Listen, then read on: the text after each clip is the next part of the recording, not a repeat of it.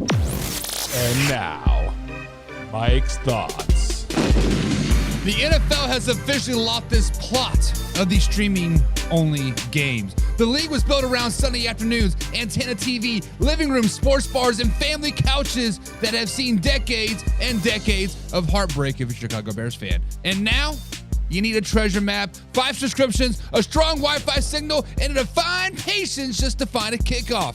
Prime Video, Peacock, ESPN Plus, NFL Plus, it goes on and on and on. Saturday there, Tuesday here, Thursday there, Christmas somewhere behind a paywall with this limited edition sneaker drop. This isn't innovation. This is football turned into a scavenger hunt. Guys, let's call it what it is. Fans didn't ask for this. Nobody woke up and said, you know what would make football even better? You know what would make football great? Logging in, resetting passwords, and buffering at 4th and goal. Nobody wants the biggest regular season games locked in behind a monthly fee, especially when cable prices have already been highway robbery at the best. And now, the timing is strictly brutal. Playoff races are heating up, divisional titles on the line, families gather around for the holidays, and the NFL says, cool, hope grandma knows how to download Peacock. This league prints money. It swims in TV deals. It doesn't need to nickel and dime the people who built it. Fans aren't beta testers. We aren't here to fund tech experiments while missing snaps because the apps crashed. Football is supposed to be accessible. That's the magic.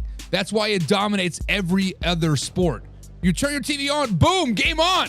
No logins, no trials, no, your device is not supported.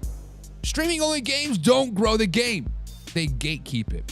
And here's the cold hard facts about this. When fans start missing games, they don't chase harder, they tune out. They fracture routines, you break habits, and habits are the real NFL superpower. So yeah, the quality of football might be elite. The production might be shiny, but the experience, it gets worse and worse and worse. The NFL needs to decide what does it want to be? The People's League or a subscription maze with shoulder pads? Because if the future of football is, sorry, you don't have the right app, then don't be shocked when fans start checking out altogether. But I want to hear from you, Man Hour Nations. Are streaming only NFL games the future? Or is the league simply just pushing the fans a little too far this time? Cue that intro. Are you ready for the best damn NFL show on the planet? Man Hour Nation! Rise up. Yeah, hey, let's go. Hitting that gridiron, we going hard, we running the plays. You know the vibe, only the strong survive. Gotta keep your head in the game. Talking NFL, uncut, straight raw. Steady bringing that sauce. We about to take off. Get it hype, this man, our sport talk. Yeah, yeah. From the quarterback to the lineman, everybody bringing heat. You don't really want to try them. Hey, hey, who gon' win? It's a battle of the giants. This show is the flyest. Nobody can deny it. This is Man Hour. Sport Talk. Man Hour. Sport Talk. What team you reppin'? We keep it interesting. Who caught another down? Who got that interception? This is Man Hour. Sport Talk. Man Hour. Sport Talk. What team you reppin'? We keep it interesting. Who caught another down? Who got that interception? Let's go. What is up, Man Hour Nation? And welcome to Man Hour NFL Talk, guys. Your go-to spot for live, raw, uncut NFL talk. I'm so glad you're rolling us with us today. Guys, before jumping into today's action, head over to manhourradio.com. As you find the exclusive merchandise, the freshest of the freshest blogs, and everything's happening with the show. So if you're rocking the Man Hour, guys, that is a spot to do it. Make sure you hit the like button, hit the share button, and of course, subscribe so you never miss a live, interactive show. What's going on? What's going on? But if you guys want the full Man Hour experience, guys, become a Big Sam Pundit. That is our members-only community where you get free entry into the weekly NFL pick'ems, giveaways, exclusive merchandise, and bonus live stream that only the Pigs Give pundits get. So if you want that next level access, guys, join the squad today. Now remember, this is a live interactive show, so drop your thoughts, your opinions, and your hottest of the hottest takes in the comments down below. I want to hear from you. But I also want to hear from you guys. There's a poll happening over here at youtube.com/Man Hour right now. Simple question. Who wins tonight? Is it the Buccaneers or is it the Falcons? That is the best question, guys. That is what is going on. Let me know who you got in the chat right now. Chat, who do you got? Who do you got? Who do you got tonight? But before we get too carried away, we got to welcome the man, the myth, the legend, the chat. He says, what's up? Skin pun. Get you some. He says, what is up, Man Hour? My man John Peoples in the chat. He is a member, guys. So be like Man Hour, or be like John to become a Pick Sim pundit. John says, Baker is pissed. He throws for 320 and 3 tutties tonight. Ooh, baby. We want that smoke tonight. Baker Mayfield might be pissed. But Baker Mayfield's got Mike Evans back, baby. He's got Mike Evans back, and he is going to light it up, baby. When he's averaged, 175 yards a game to get his 1,000? Like in the last 4 games? Last 5 games? I don't know. Whatever it is. He got to get it. Pigskin pundits, get your song. Pigskin pun. Get you some. Yes, sir. Yes, sir. Old Man River is in the chat today. So if you guys are in the chat today, let us know down in the comments below, because this is a live, interactive show, and we are going to start right here up at the top, guys, and we're going to preview the Falcons taking on the Tampa Bay Buccaneers. Guys, Week 15 is about to kick off in just about an hour here now, right? Maybe hour and a half. I think it's 8:30 is the actual kickoff time. But I'm going to tell you how the Buccaneers can win this game, how the Atlanta Falcons can win this game, and most importantly, who ultimately wins this game. So let's start off right here up at the top, guys. And Baker Mayfield and the Tampa Bay Buccaneers offense is flat out needed to bounce back in tonight's game. They got to come back there and throw for 320, Old Man River. He got to come out here and throw for 3 tutties. Guys, Tampa Bay Buccaneers have dropped 4 of their last 5, and the offense has simply just hit a wall. We're talking about 59 points in their last 14 quarters, going all the way back to the Bills game. That is not how you stay in control of the NFC South race. That is how you lose the NFC South race. But this is how they're letting teams like the Carolina Panthers creep back into the race. Now, let's be fair. To be fair, Baker is clearly not at 100%. He's been dealing with the knee and oblique and shoulder issues for the last 5, 7, 8 weeks, right? That's basically the entire throwing motion right there. And you can see it on the field. The timing is off. The accuracy is a little bit off. And during this recent slump, his completion percentage has dipped into the low 50s. That's not MVP Baker Mayfield that we saw earlier in the season. And when you live in that 51 to 53% range, drives die, and suddenly every third down feels like third and impossible. And then the turnovers. Oh, you gotta talk about the dreaded turnovers. They're sneaking back in. Earlier this season, he was protecting the football, playing within himself, giving the team a chance. Lately, you're seeing those risky throws, those late balls over the middle, and just a little bit of old Baker creeping back in. But let's not dump it all on Baker Mayfield, right? Because Baker Mayfield is the MVP of the NFL. Because this is where I want to bring everybody else into it. The offensive line has taken hits, injuries, inconsistencies, guys getting beat up all on one-on-ones. And that changes everything. When the pocket is collapsing a half a second sooner, Baker starts speeding up his clock. His mechanics get sloppy, and the ball placement starts to suffer as well. And on top of that, their rookie wide receiver, Emeka Egbuka, am I saying that name right? Emeka, right? Has some really painful drops recently. The man's dropping the ball like he's playing with the Kansas City Chiefs. I'm talking drive-killing, momentum-swinging, game-losing drops. And for an offense that's already struggling to find rhythm, this is brutal. You finally scheme something open, you finally beat covers, and then the ball hits the turf. That wears on a quarterback, and it wears on the play caller, and it wears on the fans. So here's the first debate of the night for you guys down there in the chat. Is Baker Mayfield the problem in Tampa right now? Or is Baker more of a victim of the situation? Guys, in the chat, is it Baker's issue or somebody else? So, right, Baker or somebody else if this is somebody else's issue. Because injuries, offensive line issues, and receivers not stepping up, it's starting to compound. Team Baker is the problem, or Team Baker is the scapegoat. Drop it in the chat right now. Now, there is some good news for you Bucs fans out there. Mike Evans, Jalen McMillan are both listed as questionable, but there's a very real chance that we see them on the field tonight. If they're suiting up, that changes the math for the entire offense in a hurry. This makes this Tampa Bay Buccaneers very, very dangerous, baby. Evans is that security blanket. Big body, trusted, wins contested catches, exactly what a banged-up quarterback needs when he's not sugar sharp. When you're not superstar, you need Mike Evans. And Jalen gives you that extra juice. Someone who can separate and give you a quick, easy throws to get Baker back in rhythm. So here's the big second question for Man Hour Nation tonight. If Mike Evans and Jalen both play, is that enough to get the Bucs back on track? Or is it deeper than just getting the receivers healthy? Hopefully it all clicks. Personally, getting the receivers back makes it all click, but that's just me. What do you guys think? And then I'm going to throw one more out there for you, because this is where it gets interesting for the season as a whole. Because are the Buccaneers still legit NFC South contenders? Or are they quietly turning into pretenders and quickly fading down the stretch? So chat, are the Buccaneers right now contenders or pretenders, and where do you land? Shay Frazier's in the chat today. What's up, Shay? He says Baker throws for 350. Listen, y'all on some Baker hype train tonight, and I love it, baby. John says 320 and 320, and Shay's like, it was a 350. But John says, let's be realistic here. The old line is missing, and missing Mike Evans as well. So if the old line gets a little bit healthy, and Mike Evans is even a shell of himself, to the moon, to the Tampa Bay Buccaneers. Woo-hoo, baby! Listen, we've seen an epic collapse in the AFC from the Indianapolis Colts. We've seen an epic collapse from the Tampa Bay Buccaneers as well. They pretty much all had the division locked in by like week 10. Now we're thinking like, oh shit, they're in second place. With that being said, if the Buccaneers are healthy going into the playoffs, you do not want to play them, baby. You do not want to play them, baby! John says, if the line can give Baker time to throw, they are contenders and a wild card. I mean, yes, they're not going to get the first round bye. They'll be playing on the wild card weekend, but they're winning the NFC South.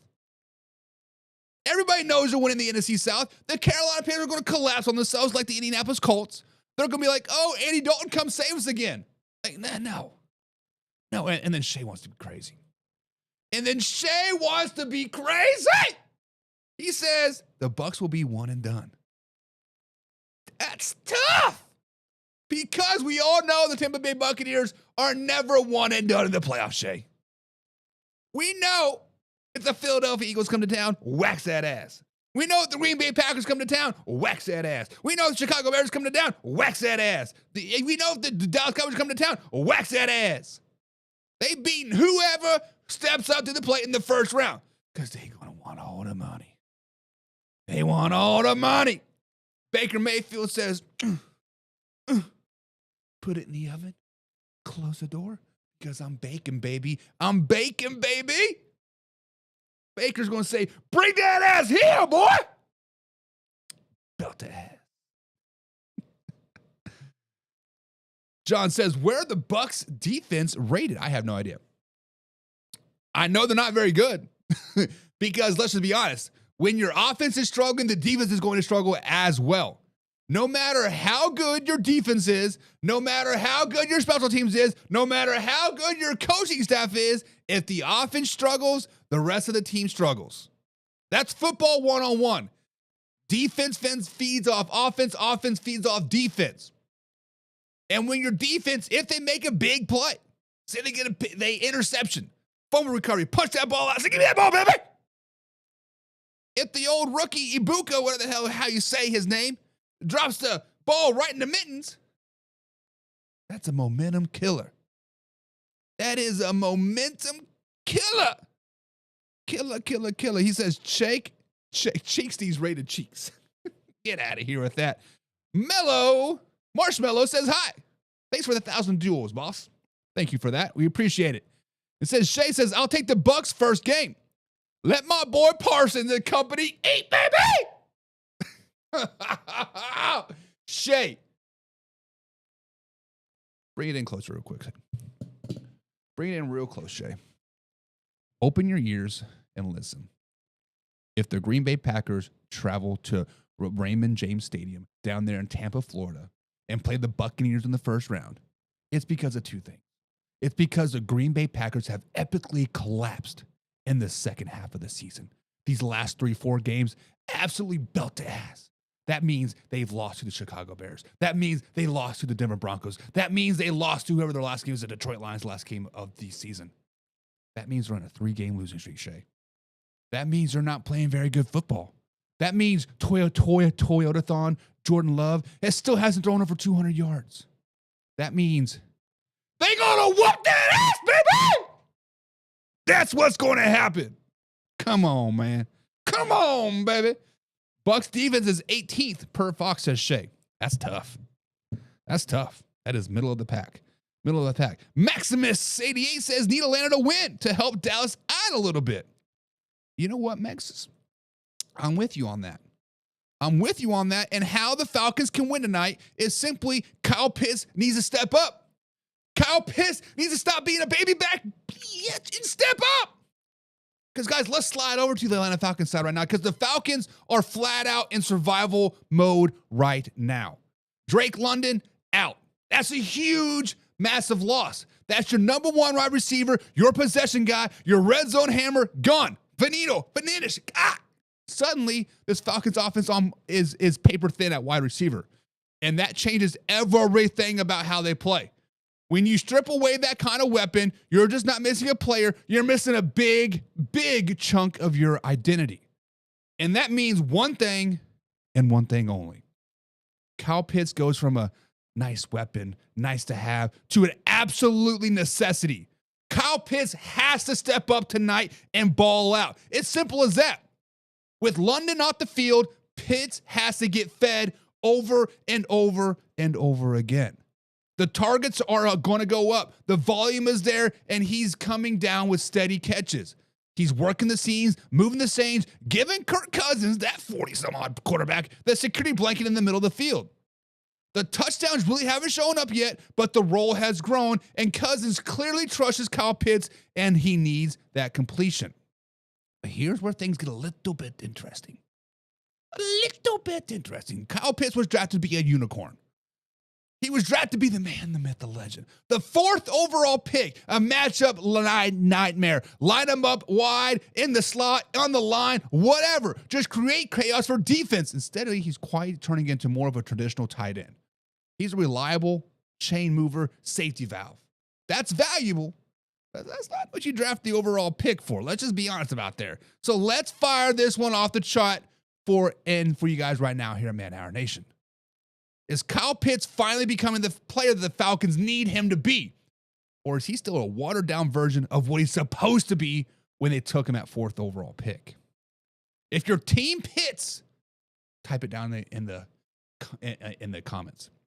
If Team Vitz is evolving into the guy he needs right now versus team that's not what 4th overall unicorn looks like. Let me know where you guys stand. But now let's zoom out on tonight. Let's take out the lens, put in the wide angle 80-yard lens or 80-millimeter lens. Let's zoom out tonight. If Atlanta is going to spoil the Tampa Bay Buccaneers tonight, they are going to kick Tampa while they're stumbling. Kyle Pitts has to be front and center. It's simple as that. You have to feed him the ball over and over and over again. With the beat-up wide receiver room, he just can't be a third down option. He's got to be the guy. Explosive plays, chunk gains, red zone finishes. He has to tilt the field. Kyle Pitts has to be Travis Kelce. Kyle Pitts has to be Gronk. Kyle Pitts has to be Vontae Davis, right? It has to be one of the best tight ends in the league, period. Because Tampa is going to do defensively. They're going to load up and stop the run. Make Kirk Cousins beat them. Can he do it? And circling Kyle Pitts on the whiteboard as priority number 1. If Pitts still is in that situation, that's star stuff. But here's the next question for you, Man Hour picks and pundits out there. Is this the game where Kyle Pitts finally has the, oh yeah, that's why we drafted him breakout performance? Or is he just destined just to be a good, solid piece, whoever really truly becomes that game record Falcons were promised? That's what I really want to know. And let's layer this into the bigger picture. Atlanta's playoff hopes are hanging in by the balance. Basically, they're done. Let's just be honest. They're facing a Bucs team that is wounded, inconsistent, and begging to be beaten yet again. If you can take advantage of that spot, if you can't take advantage of that spot, even with all the injuries, what does that say about the Falcons team? Time to move on from Raheem Morris. Time to move on from Kyle Pitts. Time to move on from Kirk Cousins. But here's the real question for you, Man Hour Nation out there. Are the Falcons still the real NFC South threats, even with this beat-up wide receiver room, or are they showing us that they're just not ready for the prime time when it really matters? Contenders or pretenders, that's what it comes down to. Comment down below. But Man Hour Nation, are they contenders or are they pretenders? Shay says, Pitts ain't stepped up in the league yet. Biggest bust in the past 5 to 10 years. And that's tough. That's tough because I remember sitting there on draft night with my man BC Combs up there in Chicago, Illinois. We were watching the draft like, Kyle Pitts, 4th overall. We were promised the next Gronk. We were promised the next Travis Kelce, the Tony G's. We were promised all that. But now we're here 5 years later, 4 years later, right? He's playing on his last year on his rookie deal. We haven't seen shit. But let me ask you this something, Shay. Is it because he's not shit? Or is it because of the Falcons system? Because honestly, I think you put Kyle Pitts in the Travis Kelce role in Kansas City, he thrives, baby. If the Kansas City Chiefs do not make a play for JJ this offseason, they make a play for Kyle Pitts. That's who they need to get, because I don't think Kyle Pitts is a bust. I think he's just in a bad system. There haven't been many busts in the NFL in a long, long time. Jamarcus Russell's the last one that comes to my mind, right? To be fair, he's just been a bad situation. Who's your quarterback? 45-year-old, 50-year-old, a 29-year-old rookie, it's been a seesaw quarterback. Like, who do you want? That's what it comes down to.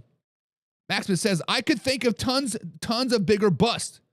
Just because Kyle Pitts is an average doesn't make him a full bust. I'd like him to leave and try out a different system. That's exactly what I said, Maximus, and I totally agree with you. I think if you put Kyle Pitts, hell, in the Buffalo Bills, the Kansas City Chiefs, you could put him in the San Francisco 49 system next to George Kittle or be George Kittle. Hell, you could put him in the Green Bay Packers. They like to use those tight ends. I don't think Raheem Morris play schemes is using Kyle Pitts' full ability. If that makes sense. Did I say that right? Yeah, I think I said that right. John says he controls his own destiny. And then Maximus is like, oh, you want to talk about bust? Slow it down, baby, and hold my Monster Energy drink. You got Zach Wilson. You got Trey Lance. You got Tyree Wilson. You got Kenny Pickett. Slow it down, baby. Pause. Kenny Pickett is going to be the man, the myth, the legend in Las Vegas next season. Trey Lance is going to get a shot of wherever he is. He is not going to be in LA next year. He is going to go to the Jets. He's going to go to Miami. Hell, he might even go to Cincinnati when Joe Burrow retires. Zach Wilson, we could potentially call that. I don't know. That is tough. Because I feel like any quarterback that has gone to New York has been a bust. But we look at Sam Darnold, started off in New York.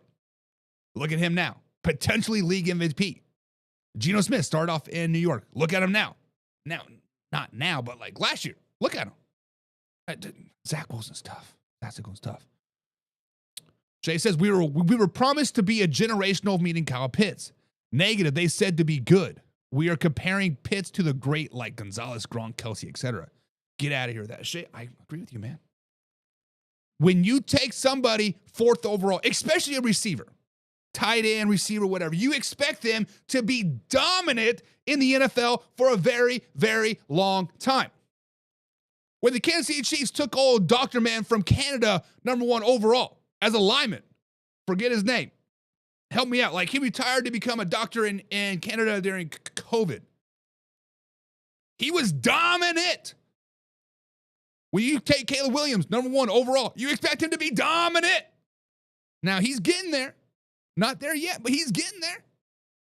The reason why we're calling Zach Wilson a potential bust, Trey Lance a potential bust, because they were drafted in the top 5, and they haven't done shit.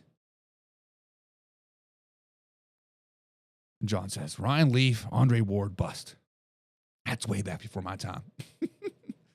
What, I think Ryan Leaf was 96? I just started to watch NFL when I was about 95, 96. That is when I became a Kansas City Chiefs fan. 95, 96. But yeah. But guys, how can this game get won by the Tampa Bay Buccaneers? Their defense simply has to stop the bleeding.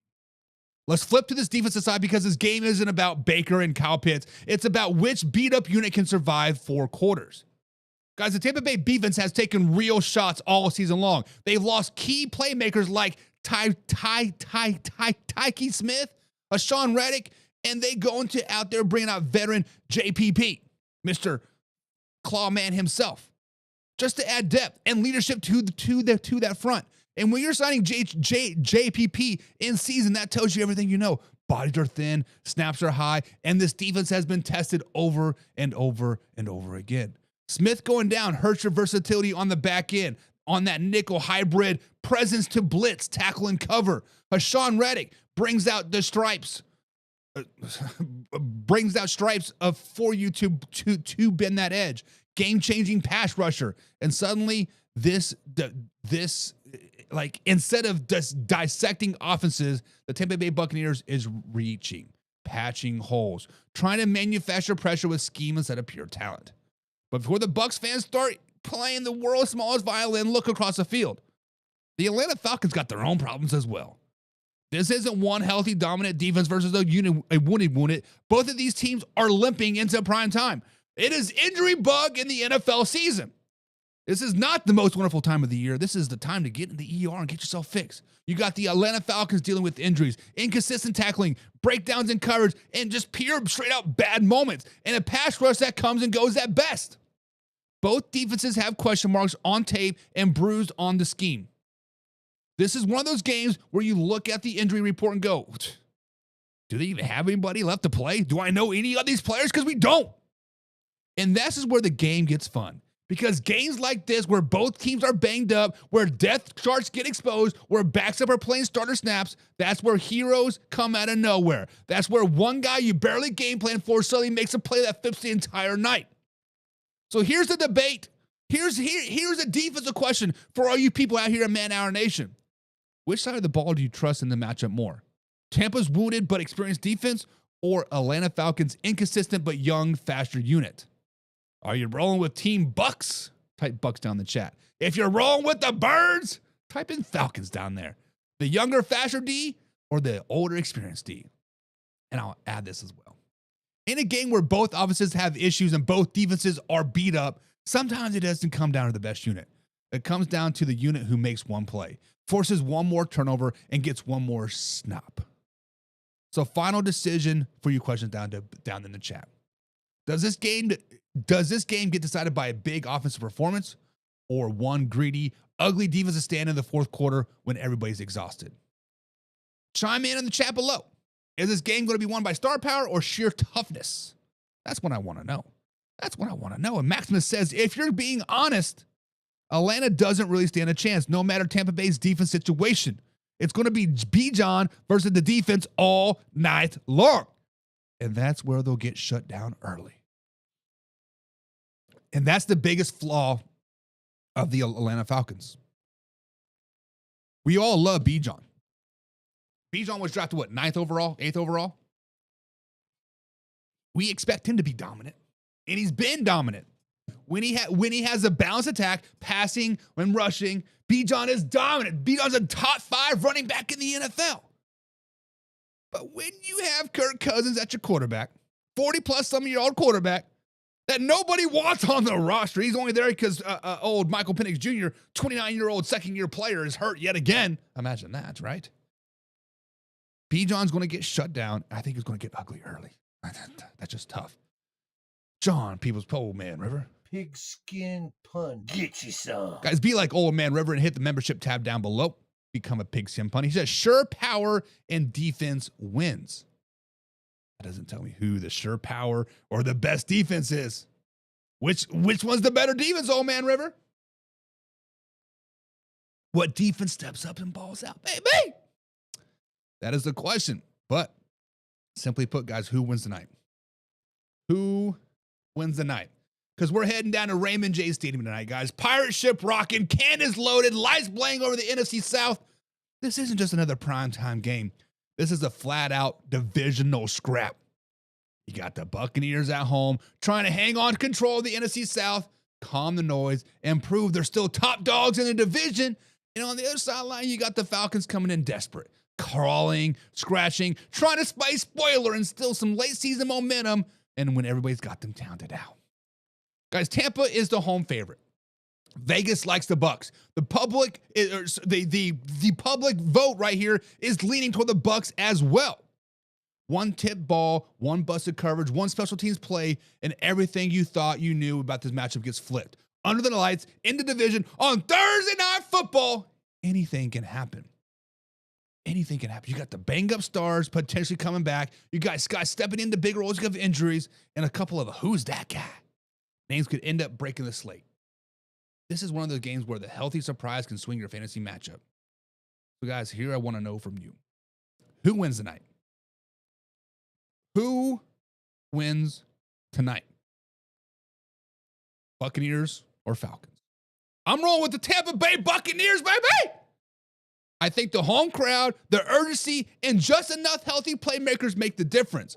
I got the Tampa Bay Buccaneers taking this one 24-10. They pretty much shut it out in the third quarter with a big punt return. Bucs 24, Falcons 10. The defense just enough. The offense finds just enough rhythm, and the Atlanta injuries kept up to them in the second half. That is my call. But now it is your turn, Man Hour Nation. Who do you have tonight? Drop your score prediction in the chat below.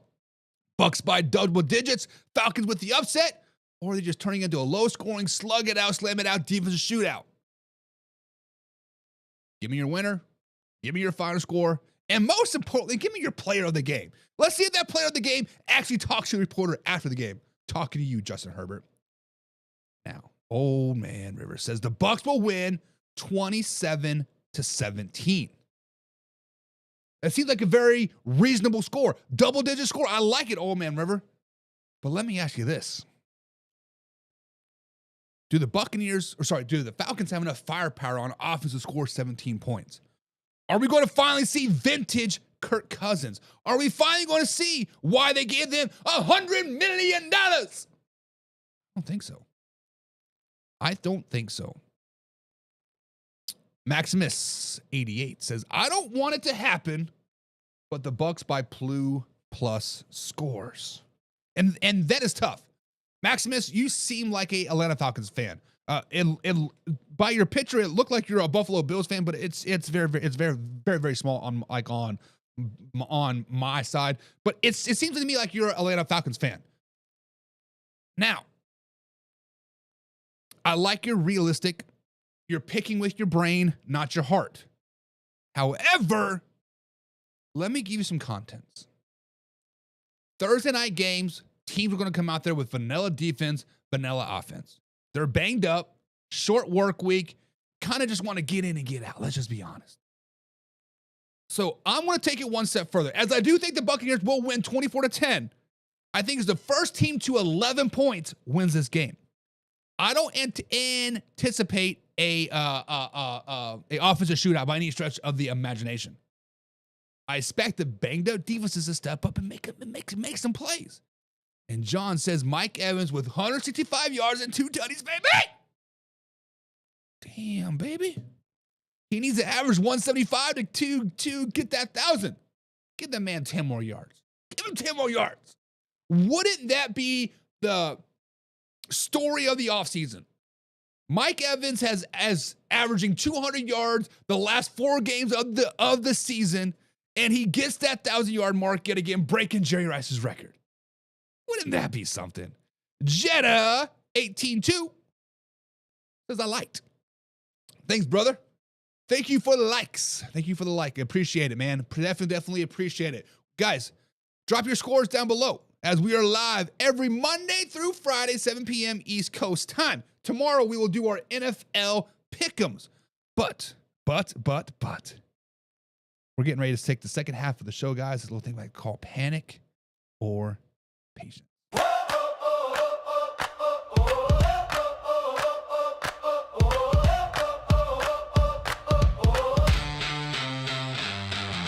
The clock is ticking loud, tick, tick. 4th and goal, the pressure's thick. Do we fold or make the play? The fans are shouting, hey, hey, hey. Do we rise or take the fall? Are we legends after all? Panic or patience, what's the call? Are we standing strong or about to stall? One big move or let it ride? Panic or patience?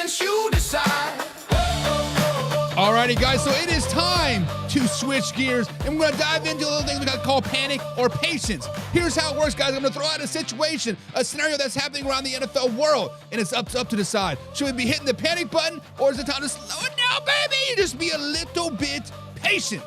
If we think it's time to panic, we'll say, okay, Buck, things are not looking very good. We need to start freaking out a little bit, like the uh-oh moment where everything seems to be a little spiraling out of control. But if we think we need to take a little bit more time, relax, take a deep breath, and let's play it out situation, we'll go with patience. We remind ourselves that sometimes it takes a little bit every bump to get past the road. With that being said, guys, it's time for panic or patience.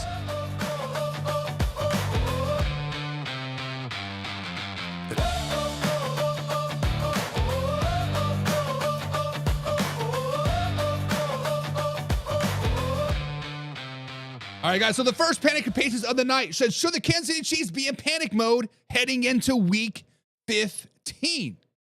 All right, Man Down Nation, it's time for panic or patience tonight. We're breaking down the Kansas City Chiefs heading into week 15. The Chiefs, the franchise that sat on top of the AFC thrones for nearly a decade. The team that's made winning the division look easy. The team that turned one-score games into automatic wins. And now here we are, a below 500 football team. 4 losses of the last 5 games, and 1 week away from pure elimination from the AFC playoff picture. Chat, type panic if the Chiefs are in panic mode, or type patience if you think the Chiefs need to slow it down, baby. Now, let's start with the obvious, guys. There are massive reasons to panic in Kansas City. The Chiefs lost their opener to the Chargers way back in Brazil back in week 1. It feels like damn near 2 seasons ago. But the problems from the night are the same problems from last week. Mahomes cannot hit explosive plays. The run game is non-existent, and the receivers keep dropping passes. And Travis Kelce, that Travis Kelce looks like a man feeling the weight of 12 seasons on his shoulders. Everything that has haunted this offense showed up again in the loss over the Houston Texans.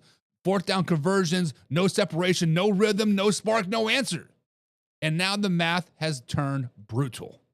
The loss dropped their playoff chances to just 10%.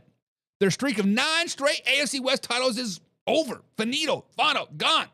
Their path now is a wild card, and even that is barely alive. A loss in Week 15 officially eliminates them from the playoff competition. Let me repeat that. The Kansas City Chiefs can be eliminated from playoff competitions in Week 15. That's not panic energy. That is meltdown energy. And here comes the Chargers. Fresh off an overtime win versus the Philadelphia Eagles. Justin Herbert playing with a broken hand and still dealing. And a team that's already beaten the Chiefs once. The Chiefs have no room for error. None. Zero. And this is why the panic crowd is very, very loud. But I can see why people need to say, slow it down, baby. I can see why people are saying, let's be patient. There's a little silver of hope at the end of the line, right? Even with all the mistakes, even with all the drops, even with all the inconsistency, the Chiefs are still not dead yet. Mahomes is still Mahomes. Let's just be honest. The greatest quarterback in the NFL. As long as he's upright, you cannot count out Kansas City out. We have seen them come back from double-digit deficits and the playoffs. We've seen them flip the seasons in December. We've seen them win the entire football when the entire football world buried them. And yes, the offense is a mess, but the defense has kept them alive all year long. They have given this team chance after chance after chance. If the offense can give them just an average performance, the Kansas City Chiefs can beat and will beat anybody. And that's the most important thing for this patient side. Win this game and everything resets. Their playoff hopes double, their season stays alive, and hope remains. Kansas City does not need miracles. They need one thing and one thing only, win out. It's not easy, but it's very, very possible. As long as it's possible, you do not ever throw dirt on Patrick Mahomes and the Kansas City Chiefs. That is the patience argument, but this is where I stand. This is where I stand. Guys, this is full-out panic mode. This is full-out panic mode. It has to be. When the math says you're one loss from elimination, you panic. When the drops keep piling up, you panic. When your playoff odds are at 10%, you panic. And when your season depends on beating a team that already beat you once, you panic. But panic is not surrender. Panic means urgency. Panic means desperation. Panic means play like your season is on the line, because it is. Chiefs Kingdom, you should be panicking, but they should also be locked in. If Kansas City wins this weekend, they get one more week to breathe. If they lose, it's over. But man, our nation, should the Kansas City Chiefs panic into heading week 15, or is it still patience because they still got all the right answers? Guys, subscribe, hit the like button. Remember, we're live Monday through Friday, 7 p.m. East Coast time right here, youtube.com/manhour. Now, this is a live interactive show, so comment down below and let me know your thoughts. Old Man River is a pigskin pun. Get you some. Pigskin pun. Get you some. He says, let me be clear on this, Buck. He says, let me clear my throat. Let me look deep into your soul like the wind that's coming through you to a -2 degrees on Sunday. The Chiefs are done. The Chiefs are finished. The Chiefs have no shot. Damn, slow it down. That's tough. He also says Dollar General Kermit has his best day and all downhill from here on out. He's not no Dollar General Kermit. Get out of here with that crap. What do you, Maximus says, Chiefs' future is straight panic. The decline is on and the team is very vet relevant. You can't throw seasons away when the results of your superstar retirement and free agent losses. Maximus, you are right. The Kansas City Chiefs are a veteran team. The Kansas City Chiefs are an older team. However, Kansas City Chiefs trade for Kyle Pitts this offseason. I actually just signed him because he's probably going to be a free agent. Bring Kyle Pitts down to Kansas City. Replace Travis Kelce. Make that bold trade. Get a true number 1 receiver. Make Rashid Rice your number 2 receiver. Warrior your number 3. They back. They back, baby. I seen Butthurt live. I'm not butthurt. I'm not butthurt, man. I am not butthurt. But you know who is butthurt? Eagles fans. Eagles fans are mad because Geomex in the chat. What's up, Geomex? We see you, big guy. But next up here on the Panic Patient, guys. Should the Eagles be in panic mode heading into week 15? Man, our nation, it's time for Panic or Patience. At tonight we're breaking down, talking about the Philadelphia Eagles, a team that looked like a locomotive early in the season, but now looks more like a shopping cart with a busted wheel heading into week 15. Philly fans have seen this movie before. NFC Championship one year, implosion the next. And 2025 season has the same script written all over it again, baby. Chat below, Titanic or Patience if the Eagles should panic heading into week 15. Now, if you're an Eagles fan, there are real reasons to be smashing the panic button right now. First off, this offense. This offense flat out lost. Kevin's offense cannot decide what it wants to be. The play calling is inconsistent every single week. They lean on Saquon Barkley just long enough to get him rolling and then immediate banning him for no reason. You like the reigning offensive player of the year and you treat him like a decoy. Like, what are you doing? The passing game is even worse. Jalen Hurts has been forced into low percentage outside the pocket throws over and over again with no easy answers built into the system. Everything feels like a struggle. Everything feels forced. And then came the turnover parade in week 14. That's when you knew things were bad. That's when you knew things were like, oh, man. And the offensive line, injuries everywhere. That unit has always been a backbone of this team. When it collapses, the whole thing crumbles. And that's exactly what we're watching, guys. If it wasn't for Vic Fangio's defense, the Eagles would already be booking Cancun resorts right now. The defense has kept the season afloat, not the offense. And after the bye week, the Eagles are simply 2-3. Only 16.2 points per game. That's not playoff football. That's not a Super Bowl team. Hell, that's not even a division-winning football team. That is straight up concerning. And then it's deja vu. In 2023, the Eagles started off 10-1 before collapsing and limping into 11-6 finish. The season feels the same. Hot start, bye week, sudden wobble, confusion, no rhythm, bad timing. The panic argument is strong. But if you want to slow it down, baby, and you want to be patient, let's talk about the patience because the Philadelphia Eagles are not done yet. They're not dead yet, baby. Even with the offensive mess, the Eagles still have a 91% chance to win the NFC East. The Cowboys' own struggles have kept them breathing room alive. That is luck, but it counts. You know what? Because when you look at the schedule, Raiders, Commanders, Bills, Commanders, again, 3 of those teams are well below average. 2 of them straight up bad Vegas and Washington, right? Let's just be honest. The Eagles control their own destiny. Win the games you're supposed to win, and the division is yours. And Week 15 against the Raiders is a gift. A 2-win opponent coming into your building at the exact moment you need confidence. This is a perfect bounce-back spot. Nick Sirianni knows it. The players know it. The fans know it. This is a must-win, not only to keep Dallas at bay, but to keep the city of Philadelphia from flipping cards, lighting up polls, and demanding Sirianni's head on a platter. Guys, if the Eagles take care of business this week, the panic drops. The confidence rises, and the mojo comes back, baby! But here's where I stand. This is where I stand. Philadelphia Eagles need to be in panic mode. The Philadelphia Eagles need to be hitting the panic mode. Not a caution panic, not a, panic. No, they need to smash that pouting bucket. Guys, this is a complete meltdown. They need to fire everybody. They need to fire the general manager. They need to fire the head coach, defense coordinator. They need to fire everybody. They need to trade Jalen Hurts. They need to trade A.J. Brown to Kansas City. The offense is broken. The line is injured. The play calling is lost. Jalen Hurts has no rhythm. And this is exact similarities of 2023.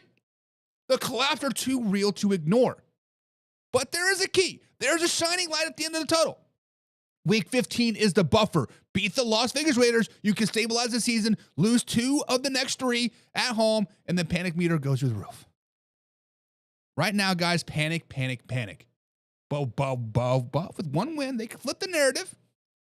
One win, they can flip the whole season on its head. But man, our nation. Should the Eagles panic heading into Week 15, or should they stay patient with the soft schedule stretch coming up? Let me know. Excuse me. Geomex says, what's up? What's up, Geomex? Big guy. He says, go Kenny Pickett. Oh, get out of here with that. John People says, Hurts will prevail to that semifinals and Eagles will be done. So you're saying the Eagles are the NFC Championship team? You're saying the Philadelphia Eagles are good enough to make it to the NFC Championship? Listen, when you look at the roster, look at past history, yes, the Philadelphia Eagles can 100%, if healthy, make the NFC Championship game. However, their offense sucks right now. You have a 2,000-yard rusher in Saquon Barkley. You're not using that man? Yes, I understand he had 171 yards, whatever, versus the whatever team they just played last. The name slipped in my mind. The Chargers. But 81 of the yard came on 2 carries. 121 yards and 81 of those yards came on two carries. Use and abuse Saquon Barkley. I can call these offensive plays.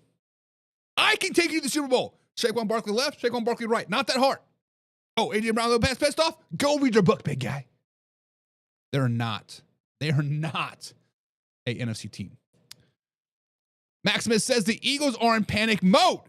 The Dallas Cowboys ended their year, and we coming for the division.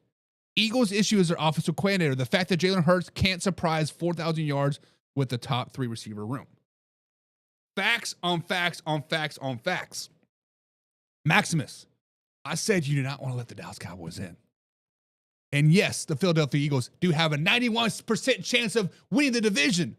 But you know what? These analytics bullshit. That's what it is. It's bullshit. Sometimes you got to use your eyes. Sometimes you got to use the gut check, right?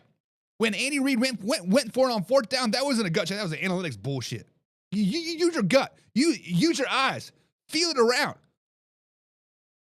And I feel right now that the Philadelphia Eagles are not a good team. I feel right now that 91% is Fugazi. I feel that the Dallas Cowboys are coming, baby, and the Eagles are going to be collapsing, and next year I'm going to be on the hot seat at the end of the season.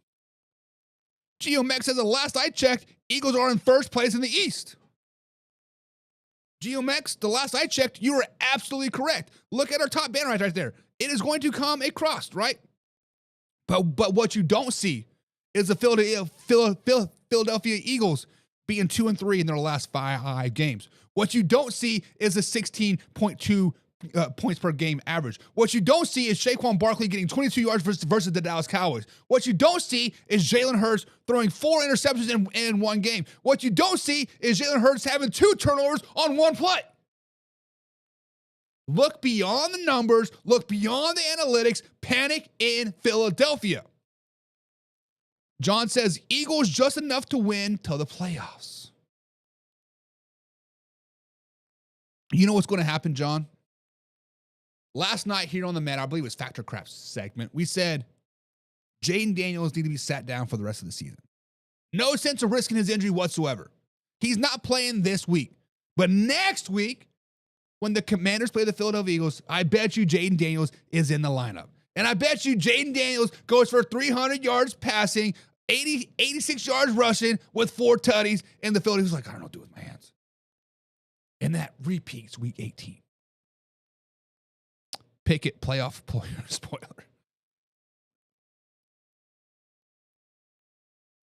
Let's go, baby.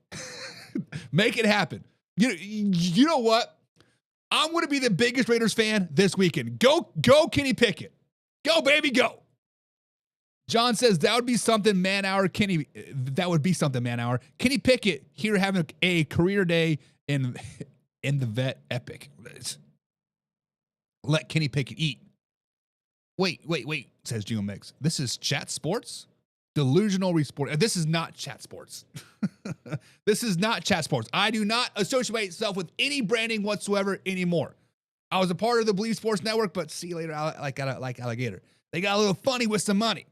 Don't be fucking with my money. But John says, slow it down, baby. Patience all day. Geomex says Seahawks are legit. I agree, but they'll be a one and done as well.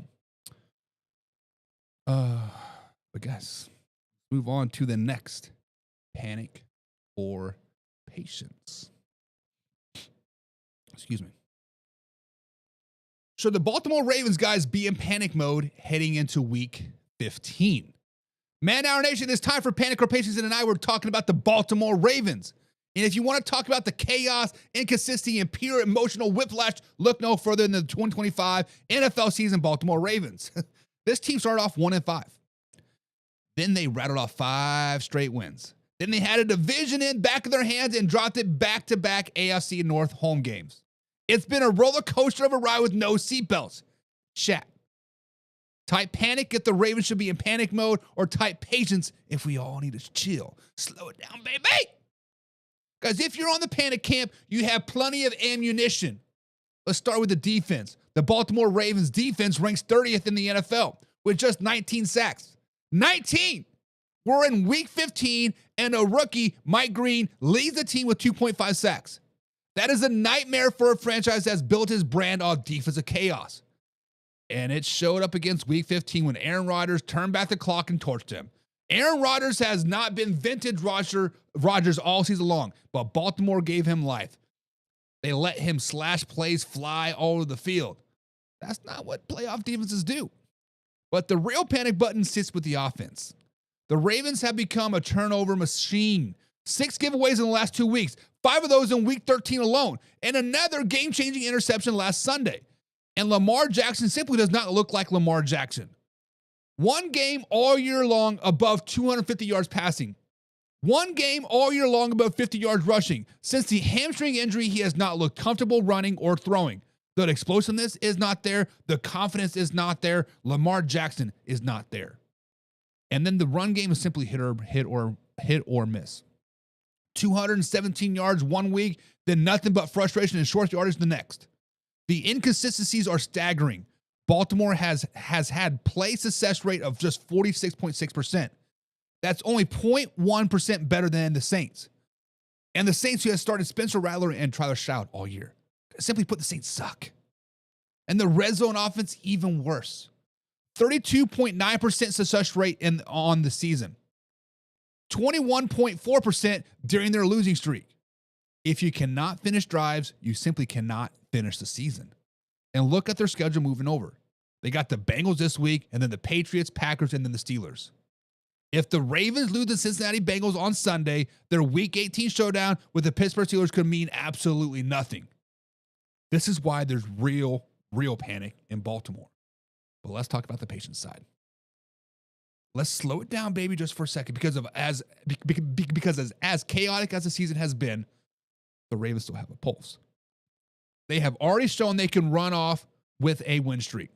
They did it once with a 5-game heater that proves they can stabilize if they clean up turnovers and get Lamar comfortable again. This is a well-coached team. Well, this is a mediocre coach team. This is still a roster with veteran leadership, and this is still a group that has battled through injuries, adversity, and inconsistencies before. And let's just be real. The Bengals defense is simply not good. It's soft. It's vulnerable. On Thanksgiving night, Baltimore moved the ball up and down the field on them all night long. They only lost because they turned it over 5 times. That's simply fixable. If Lamar protects the ball, Baltimore can beat the Bengals. And if they beat the Bengals, it brings the life back into the season. They control how meaningful Week 18 can be, but it all hinges on Sunday. Does patience mean trust Baltimore to magically become 2,000 Ravens overnight? No, it simply does not. But it means recognizing that they still have a path if they take advantage of the opportunities in front of them. But guys, this is where I stand. The Ravens should 100% be in panic mode heading into week 15. Not because their season is officially over, because if they lose this game, their season is over. The defense is inconsistent. The offense is turnover heavy. Lamar Jackson has not looked right. The red zone efficiency is brutal, and the schedule only gets harder and harder and harder. This week is the season. Full stop. If Baltimore wins, they live to fight another day. If they lose, you can put a bow on 2025. But Man Hour Nation, what do you think? Should the Ravens panic heading into Week 15, or should they stay patient and trust the bounce back? Guys, subscribe, hit the like button. Remember, we're live Monday through Friday at 7 p.m. East Coast time, right here at youtube.com/Man Hour. Now, this is a live interactive show, so comment down below and let me know your thoughts. John says, panic in Baltimore. Not panic at the disco, panic in Baltimore. And I agree with you, baby. Panic, panic, panic. Can't say much more clear than that. Time for the stars on the offense in Baltimore to earn that money, baby.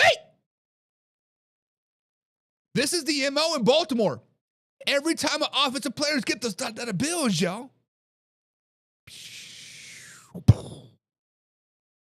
Look at Joe Flacco. Joe Flacco, defense-heavy team, carried him to the Super Bowl. I think they won the Super Bowl, right? Once Joe Flacco got those dollar bills, y'all started sucking. Lamar Jackson had a pretty damn good defense with him. Went to the AFC Championship game. Got those dollar bills, y'all. What happens now? Start sucking. History, the world, the NFL, your life goes in cycles.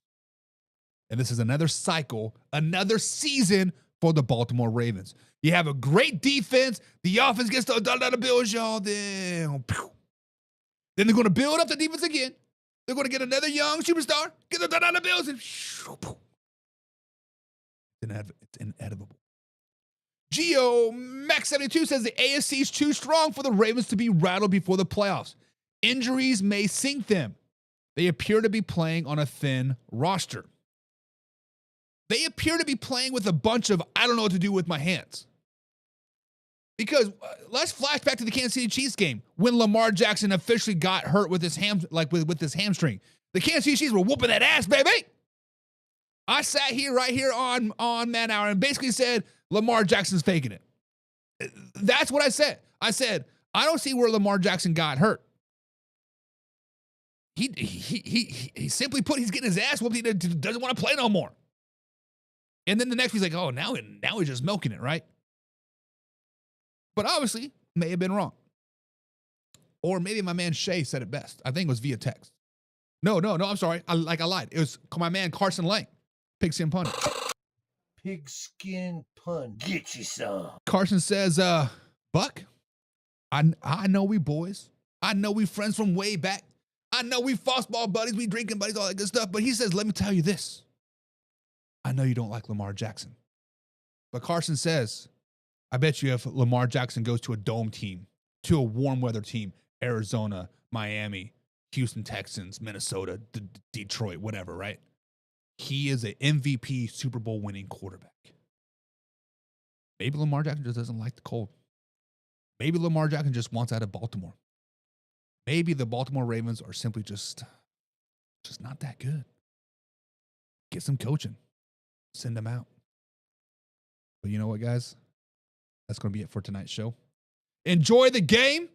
We'll be back tomorrow live, raw, uncut with my man Shay Fraser and me with the Week 15 NFL Pick'ems. Yeah. Hey, now it's time to take off. Gotta keep it live and raw. Better stay tuned in.